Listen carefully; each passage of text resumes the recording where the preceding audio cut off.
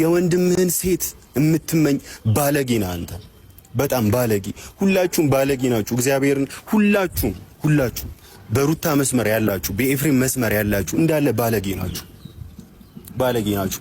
ምናልባት እኔ በዚህ ጉዳይ ሄርሜላንም ልወቅሳት እፈልጋለሁ፣ አብርሃምንም ልወቅሰው እፈልጋለሁ። በቃ እየተታለሉ ስለሆነ ማለት ነው።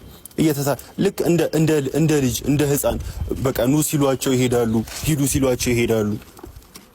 ሲጀመር አንቺ አታውቂም እንዴ? ምን በአንድ ይቅርታ ጠይቆሽ በሰዓታት ውስጥ የተቀየረብሽ ልጅ እንደ ባብ እንደ እስስት ራሱን የሚቀያየር ልጅ ትናንትና እንሂድ ስላለሽ ትሄጃለሽ? ምን ማለት ነው?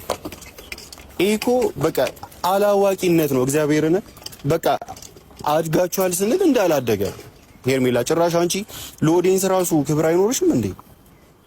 ክብር እኮ ለተመልካች ራሱ ክብር ሊኖርሽ ይገባል። እኔ ትናንትና ተደውሎልኝ እግዚአብሔርን ደክሞኝ ነበር ከስራ የገባሁት። ተደውሎልኝ ገባሁኝ። ቪዲዮን ጠላት አይኑ ያየ ጆሮ የሰማ ይቀጥላል ገና ጠላት አይኑ ያየ ጆሮ የሰማ።